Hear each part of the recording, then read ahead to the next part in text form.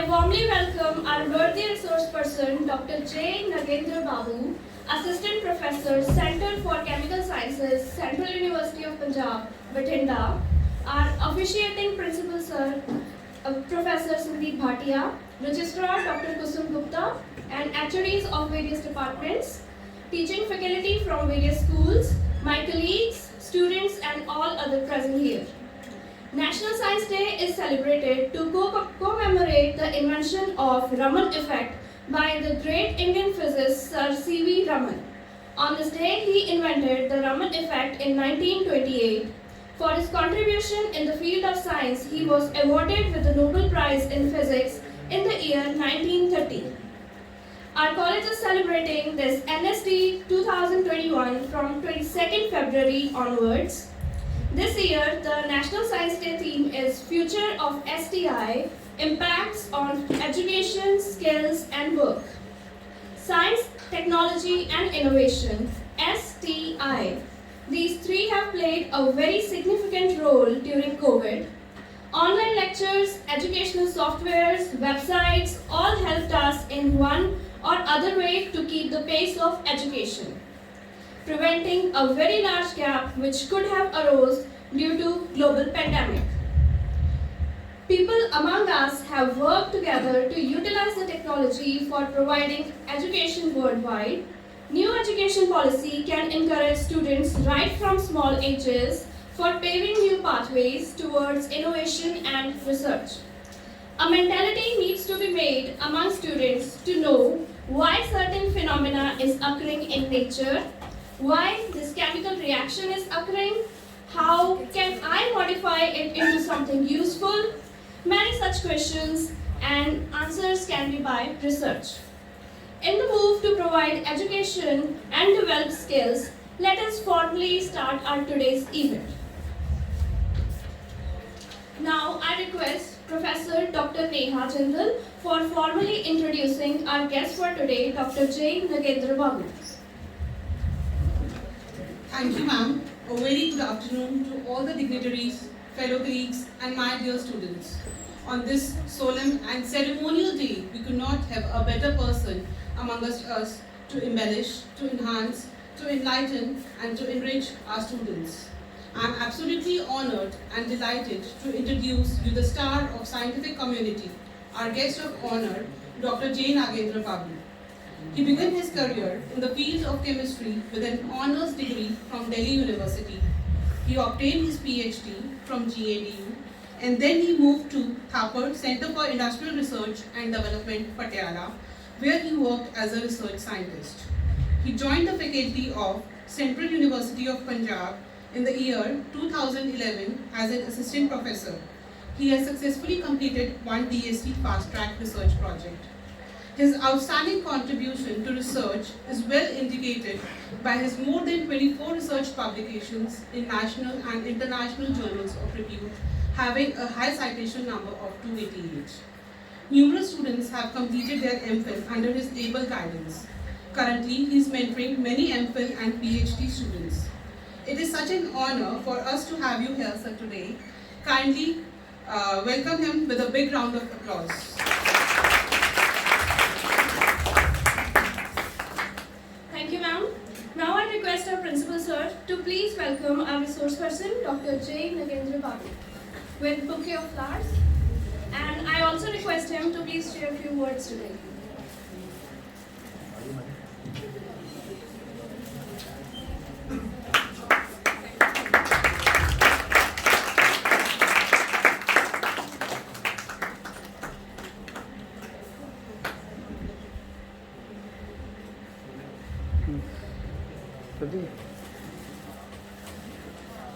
Sir, I also request Principal Sir to please share a few words with us.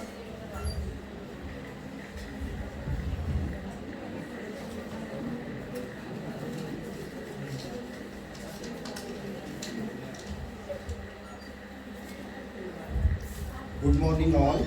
I on behalf of DAV Managing Committee, New Delhi and DAV College Bathinda welcome Professor J. Nagendra Babu on the auspicious occasion of celebrations of National Science Day. He is a emerging scientist and assistant professor from Central University of Punjab, Bathinda. We have been celebrating National Science Day since last 3 days in Physics Department. Today, PG Department of Chemistry with the support of DBT scheme has organized a lecture and demonstration series on elements of surprise. Sir, I hope the students will be enlightened and encouraged by your lecture. Thank you.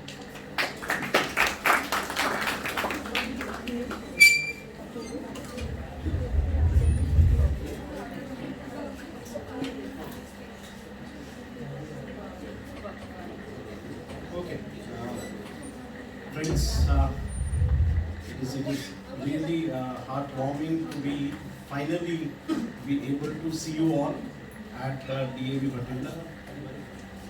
And after this Corona period, and I think before the Corona period, I was having one online lecture with you, and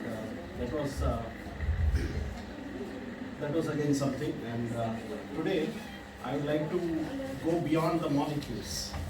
That's something which I think Raman would have also talked about and would have liked to know about. And why I would like to look at surface interactions and molecules to materials, which I just talked about. You would see that all things which you have been learning through these years, okay, they are the same things, nothing new, which I'm going to talk about. But definitely that newness is the thinking I would expect that you tend to develop and you tend to prosper with. Okay, so materials or molecules that we have understood till date, okay, when it comes to in organic chemistry, we would talk about something called what do we have? We call inductive effect, resonance effect, mesomeric effects, hyperconjugative effects. Okay. So these were some things which we dwelled upon, and why are we taught about these effects is because to make an understanding, to make an imaginative world for yourself on how the molecules are on their surface. But somehow, through the times, we tend to forget that. We only remember that there is an exam time, and to score I need to know what is my M plus and what is my I negative, I plus effects in the molecule. And that happens with all, okay. That happened with me also in my schoolings, okay, and in college. And definitely I expect that will remain. But the one thing which won't go from your own mind is the part that what you have done, what you have learned in the first 3 months of your semesters. Okay, the first 3 months are the time when you do exploratory work. Okay, apart from all other student activities, okay, which I won't be mentioning. Okay, but apart from that, we do have a development which goes in the first 3 months. The last 3 months or last, let us say, 1.5 months to be practical enough. Okay, I admit the truth that it is all about learning the syllabus. Okay, and trying to complete the syllabus and understanding what it is. But the 3 months you can expedite yourself. What are available? What is available? What is innovative that you have developed in your mindset? Okay, so with that, I would just okay. Yeah. So surface and surface interactions that I would just talk about. The two applications I had. I don't know. Your faculties had actually did a faculty development program with us, Dr. Neetu and Dr. Aman Mahajan had been there with us, and there we focused upon something called molecular manufacturing, and from there I would rightly start from there itself and try to bring you to actually what it means to us. Okay, next slide please. Yeah. Now this is something called your kinesin walker, okay, on nanotubules, okay, microtubules, sorry. You have this flagella and molecular movements in the bacteria, isn't it? Bacteria tends to move, okay, or bacteria and microorganisms tend to move by motion. They do have a motion, and that motion is similar to how your muscles tend to locomote you. Okay, so the same way, if I talk about in case of bacteria, we do come to know that there are microtubules, which is that hollow cylinder at the bottom. If you see, now here I do have a glass on which there is some substrate which is trying to hold the microtubule, and on that I have a protein molecule which tends to set up a walking onto the tubule, and when it tends to walk, okay, then only I would have a locomotion coming in case of a microorganism. So that's something which is, if you see, there is no single bond involved anywhere. Okay, something is lying on the surface, then this microtubule is also lying on the surface of that material. Okay, no chemical bond could be designated with that. Okay, so this is the power of your surface interactions that I'm talking about. Okay, the next slide please. Yeah. Now, what do I want to show it here? A nano robot. Okay, not an imagination. People are coming out with it. Okay, what does it do? Okay, you have this cholesterol problem and heart attacks, isn't it? Mostly the cholesterol problem is the one which tends to choke up your blood vessels. Okay, now can I devise something which can take up this fat? Okay, now if it has to take up the fat, it has to consume the fat. What it has to do, it has to be of the dimensions lesser than your tube, okay, where it has to be there. And second, it has to interact with the fat and take it out. It has to pick it out, keep it inside itself and take it back. Okay, so it has to work as a transporter for you. Then only I can say that there could be a complete mechanical system has to be there. Okay, and can I have that kind of a complete mechanical system? I can. So that is what, it is not a fiction. There is a science, complete science behind it. And it has to be controlled by all the surface interactions, not it may be at the molecular level, it may be at the material level. Okay, material means I'm looking at this surface, this dice, I have this steel, okay, I need to think about how I can utilize this steel part to do some kind of an interaction. Okay, that there is where I would have the maximum scope for me. Okay, score in the sense that I would have a value added material ready for me. Okay, that is where I would innovate the things as I see for now. Okay, so just I would like to go through. Okay, so what do we know? That atoms make molecule. Yes, click forward, sir. Yeah, covalent interactions. If you have, it makes molecules, and if it has a molecule, if it has a non-covalent interaction, it tends to make something called a supramolecule.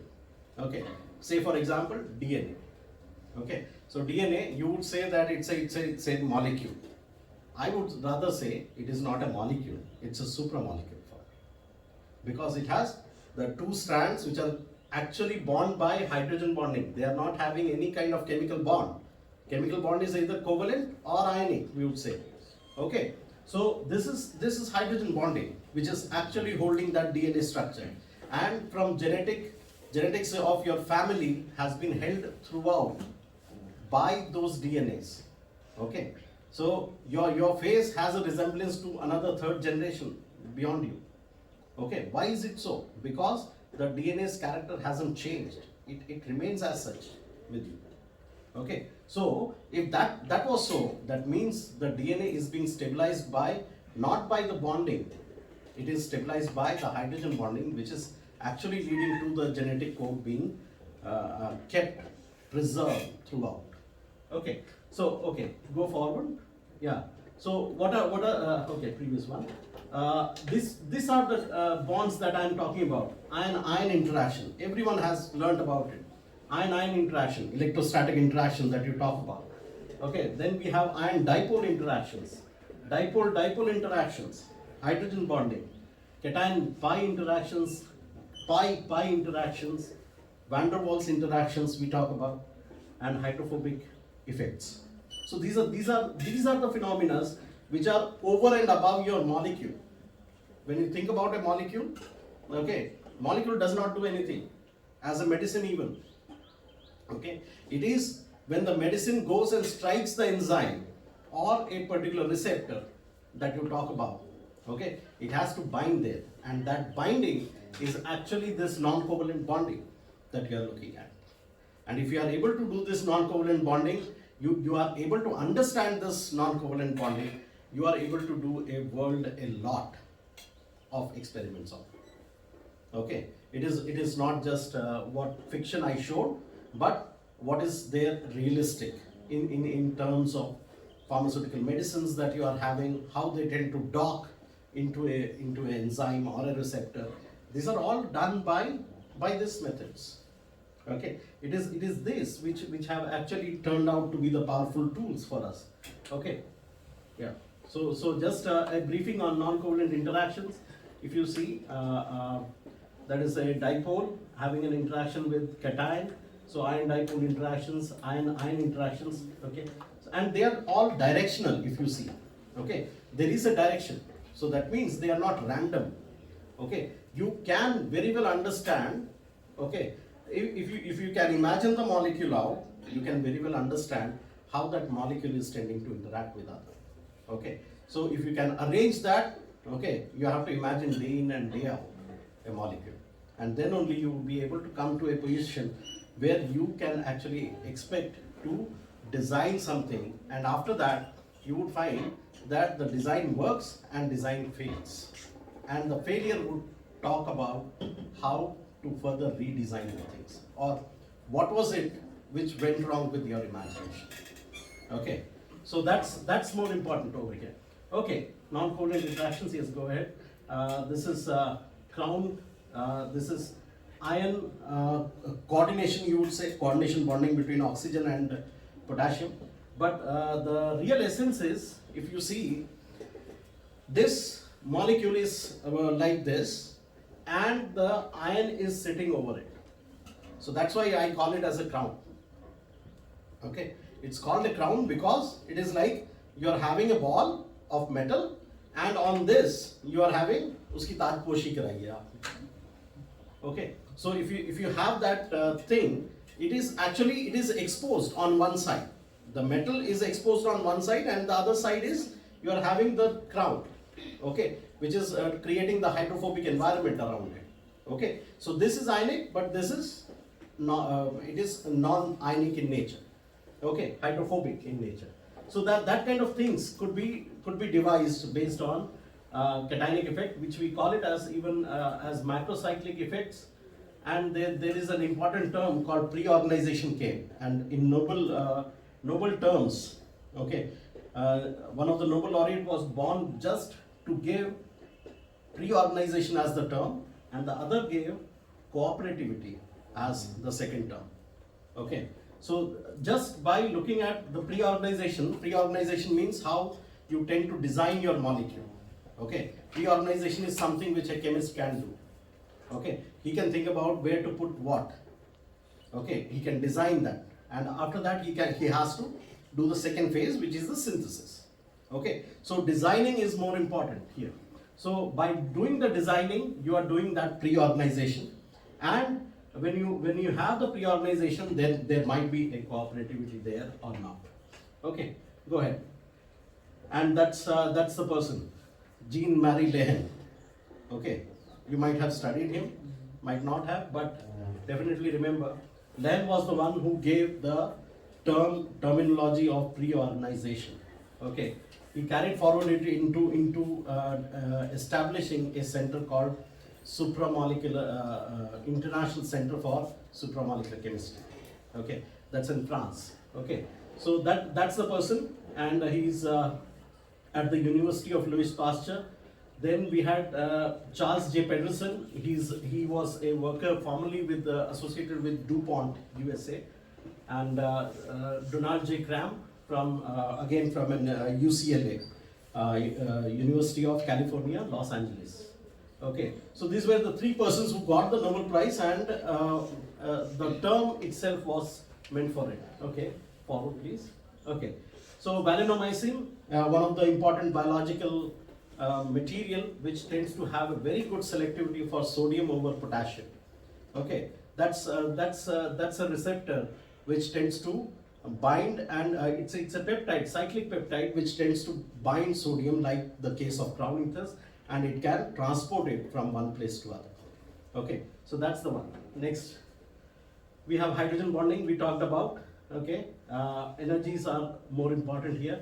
Then we have cation pi interactions. Can you think about gold having an interaction with something like benzene? Yes, it can have. It is based upon a cation to pi interaction. Cation has a positive charge, and a benzene is supposed to have a electron current ring. Okay, the way Kekulé had thought about benzene. Okay, two serpents having a anti-clockwise motion. That was what his imagination was of benzene. That inspires us to get into the next phase, where we talk about pi-pi interaction, how a benzene can interact with another benzene. Okay, that could be there. There could be a metal, how it interacts with benzene. These are certain characteristics which have been used to find stacking. If you see chlorophyll, we talk about stacking. Okay, chlorophyll is a photosystem which tends to have a stacking of layers, and that layer stacking is actually because of this pi bondings. Yeah. Okay, and dispersive forces like the van der Waals forces that we talk about. Okay, they are also existed. Yeah, run through hydrophobic effects. Okay, they are also playing a very important role. Coordination bonds. Okay, now I just take a moment to what we have been doing. Okay, so we had been working on adsorption, a criteria which is actually looked out for in case of local environment I was working on. Okay, so I am an interdisciplinary person. Chemistry was my major subject. I did major synthesis in organic chemistry when I did my PhD. But when I was offered the job, I was offered the job in analytical chemistry, in a center for in a institute for research and development, which was having a department of analytical services, which was catering to environmental analysis. Okay, that is where I started my work. Okay, but somehow with 2 years down the lane, I got into Central University and I gave an interview, and they were actually looking for an analytical plus an environmental chemist. So I got the opportunity to get into Central University because I was an analytical chemist who was indulged in environmental chemistry. So I got a chance to teach in environmental sciences, not in chemistry. Okay, so a person of chemistry background working in environment. Okay, and I was doing fairly good, and then again the Department of Chemistry came in, and I tried to move into chemistry. So so I'm a part environment, part chemist. I understand both the languages nowadays. Okay, so that's something gifted to me by my job, my profession. Okay, so that helps me. So I did some work on local environmental problem on arsenic. and I would just go through fast. Okay, what is adsorption? Adsorption, if you see at the surface of the water, can you imagine that what happens to the water at the surface? I know that it has a surface tension. The inside water, the bulk water tends to pull the surface water molecules inside. That is what we know. Okay, but what about that surface molecule having an interaction valency? It doesn't have interaction over there. So if I could have something at the top which can interact as equivalent to that at the lower end towards the bulk, okay, then I can have a kind of interaction which would make the surface tension to be lowered. The material would be lowered in its surface tension. So that is what our surfactants do. It tends to work on the surface of water and tend to lower the surface tension of yours. Okay, so that's what we know. The same thing, if I had a solid bulk and the solid at the surface would be entirely different, and we would be following an adsorption phenomena over there. So this is again intermolecular interactions at the surfaces would have an important impact upon adsorption of anything. Okay, so we did some work on iron-based remediation, iron-based adsorption. Why we did? Because iron is an electropositive element which tends to get oxidized very easily in our environment. So we started with something called in the fancier world of zero valent iron nanoparticle. Okay, iron has one particular effect, that is it is magnetic in nature. Okay, so when it is magnetic in nature, I can really remove it from the solution by just placing a magnet over it. Okay, so that's why if I have a nano iron, okay, it can do all the remediation, that is it can absorb based on oxidation, and then I can just put a magnet in, get it out from the solution. So sewerage water है या ETP water है, कहीं पे आपने store किया हुआ है tank में, आप ये मटेरियल ले जाइए, वहाँ पे डिस्पर्स कीजिए, rotate it, stir it, and after that you put a magnet, get it out. So everything is removed for us. Okay, so zero valent iron, it features magnetic separation and it can do world lot of remediation. It can do remediation even for your pesticides. Okay, that was what I primarily featured into zero valent iron. I wanted to do pesticides. Okay, and apart from pesticides, it can do arsenic, it can do lead, it can do any metal you talk about, it can do, except for zinc. Okay, and same thing, organochlorines, dyes, phosphorus, nitrate, you name anything, and iron can remediate for you that particular thing. Okay, so that's why we took on zero valent iron particles, and yeah. So this is your electrochemical series, and that's why iron tends to be an electropositive in character. Okay. Okay, how it can do, the phenomena could be adsorption, reduction, co-precipitation, reduction, adsorption, or it could be a pure adsorption in case of iron oxide. So I've just given a complete picture. Okay, so the challenge was to reduce reducing magnetization based agglomerization and increasing the shelf life. That was the challenge that we had. Okay, go ahead. This was a study which we did with nanocellulose. Cellulose है आपके पास, उसको हम nano पे ले गए, nano dimension पे, तो ज़्यादा फैल सकता है, उतना ही amount, तो ज़्यादा फैल गया, उसके ऊपर जो है nano iron उसके ऊपर लगाया गया, और उसके बाद उसकी स्टडी की गई. What do we get? We get chromium to be adsorbed up to 266 milligram per gram of the sample. Okay, next slide please. Okay, if you could see here, there is something called BC10, which is around 266. Okay, 266 milligram per gram. So that is the adsorption characteristics. Okay, so that adsorption I could carry out because and the same thing if I did with a microcellulose instead of a nanocellulose, that was in case of 812 and A24 if you see, that is 66.48 it says. Okay, 66 to 266. That's a way big difference. Okay, what it meant is for each gram of iron, I was having 2 gram of chromium I could adsorb out. So chromium कहाँ पे use होता है? आपके जितने भी tanneries होती हैं, ठीक है, आपकी टैनरीज कहाँ पे है? जलंधर, फगवाड़ा, ठीक है, वहां पे टैनरीज है, और टैनरीज में सबसे ज्यादा क्रोमियम यूज होता है to get that softening of leather. Okay, so the tons of chromium that could be extracted, that could be remediated with this BC10 as my material of interest for you. Okay, so that's something which we are doing. But what is the surface interaction? What is the surface interaction over here? If you see next please, this is characteristics. This is again, we can leave this. We can leave this also. Again, these are the studies which we have performed. We can move a little forward. One more. Another one. Please. Yeah. So this is the surface interaction part, which came out as a mechanism for us. Cellulose has hydroxyl groups on the surface, as I know, as you also know.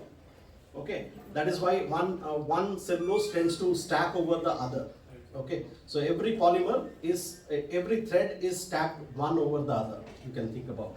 So and what about the cellulose at the top? That is having hydrogen bonding. Hydrogen bonding is not present over at the surface. For doing the remediation. But here what he has used is a iron oxide coated brick chain. Okay, iron oxide. Wow, what does it take? Hardly 200 rupees for you. Okay, one day's national bakery party. Okay, so that would remediate arsenic out of your water. You need not to look after the government to give you this facility. Okay, go ahead. Sonofilter, again, another thing which came out with for arsenic in a composed iron matrix. Okay, I'm just showing you. You can read it out later. Kanchan arsenic filter. Again, it is having iron nails have been put up, and the water is dripping through that iron nails, and after that it would have arsenic remediation because it's iron surface through which arsenic tends to bind. Okay. Kolsi, another thing which was worked out by MIT. Okay, MIT जैसा institute जो है आपके potteries पे काम करने लगा है, और हम ही हैं जो पॉटरीज पे ध्यान नहीं देना चाहते. Okay, India itself has its own technologies which have come up. One was the Amrit, arsenic and metal removal by IIT Madras. Okay. This system was again based upon iron. Then again, please. Then we have iron with KMnO4. One of the यहाँ पे use किया जाता है commonly available thing, KMnO4. So you can use that, and you can remediate water for arsenic. So that was given by Tezpur University. The characteristics are, sorry. Okay, next please. Even DRDO is looking out for you. A filter which could be household kind of a remedy for us. And these are all based upon surface interactions. So why can't we, sitting at DAV, do this kind of a research? Okay. Even at the BSc level, even at the level of school levels, okay, we can all do. Okay, monitoring, we are there to assist you, but you think about it. Can you not? And this is all based upon surface interaction. See, molecules, you would be able to design it in organic synthesis. Okay, but no organic synthesis is going to lead you anywhere till you don't show an application to those synthesized molecules. Okay, आज के दिन में हम लोग कह देते हैं कि ऑर्गेनिक सिंथेसिस करेंगे क्योंकि सबसे आसान लगता है मैं कह रहा हूँ, ठीक है, लेकिन जब एप्लीकेशन की बारी आती है, ठीक है, तो ऑर्गेनिक केमिस्ट वो बंदा होता है जो सबसे आइसोलेटेड फील करता है, ठीक है, और मुझे वो ऑर्गेनिक केमिस्ट नहीं चाहिए यहाँ से, ठीक है। आप ऑर्गेनिक केमिस्ट बनो, वेरी गुड, ठीक है, you become a chemist, that is also good, that is better, okay, all round chemist, ठीक है, it would be much better for this, okay. National education policy is there, isn't it? And national education policy, what does it talk about? It talks about interdisciplinary act, and how are you going to bring those interdisciplinary act when you don't understand your own subject at present, okay? ठीक है, आपसे expected है कि application करोगे, और पंजाब जुगाड़ में तो माहिर ही है ना, तो expected है कि आप next level of thinking, you are the ones who are going to bring it. So how you are going to bring it, it is up to you. Okay. So with these words, I think I will end it up. So surface interaction provides a new lead towards exploiting of molecules or materials, and careful investigations and manipulations of intermolecular forces would provide newer properties to the molecules. पुराने molecules पे भी नई properties आ सकती हैं, नए applications हो सकते हैं, ठीक है, सोच का फर्क है, ठीक है, उस समय के और आज का, तो वो देखिएगा, ठीक है, thank you.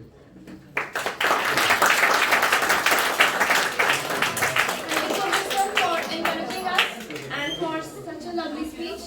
Any inquiries? And inquiries? ठीक है, तो समर जो है आधे कुम्हार के पास होंगे, समर डेजिग्नेशन ये बना रहे हैं। Definitely, so I think the students they are being encouraged, and let us also for the summer internship program हम लोग एक रख सकते हैं इसके ऊपर। Okay, thank you guys. Thank you so much, sir. Now I request Professor Navreet Kaur Bhaiya for the presentation forward in the event for prize distribution. Thank you so much, ma'am. Good afternoon, everyone. I hope you all have enjoyed a very informative speech by Dr. Babu. So, on 5th of February 2021, the Department of Chemistry, DAV College Bathinda, had organized a DPT-sponsored online inter-school science quiz competition, where students from different schools had volitionally participated in it. So, it was actually a two-tier event. Initially, a screening test was conducted where we had screened 5 teams out of 18 teams total, and later a final round was conducted among these 5 selected teams. So, cash prize of rupees 5,000 in total was announced for the winners along with the certificates for the participants. Since we have all the participants of winner team here. So I request you all to please give a huge round of applause for them.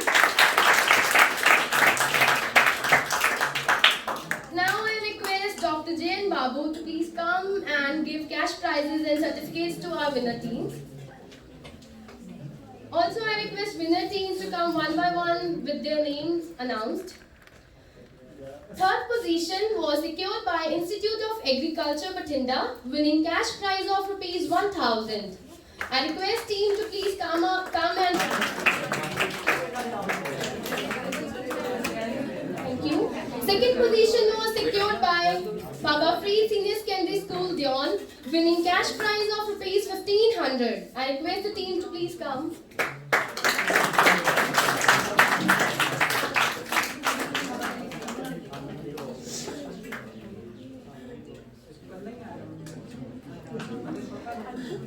Can you click the bricks, the students? बेटा सुनिए बेटा एक बार।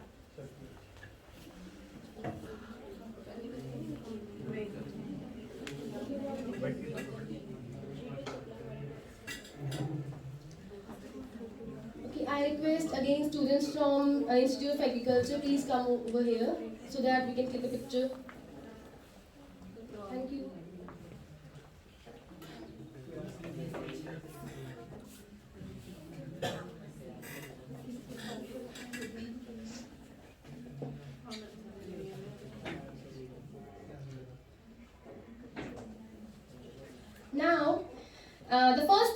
securing team, first position securing team, Malwa School Gidarbaha, Shri Mukta Sahib, winning cash prize of ₹2,500 and certificates. Please, Professor Gurpreet Singh, please accompany students as well. He has coordinated this team.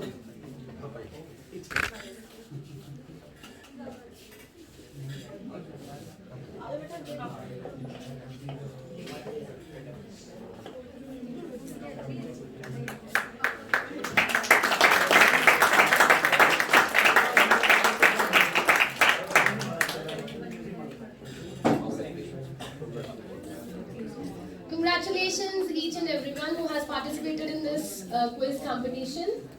Now, I really thank Dr. J.N. Babu for giving prizes and certificates to the winners. Now I request all of you to please proceed to sitting area arranged near the chemistry department for next level of our event. Thank you.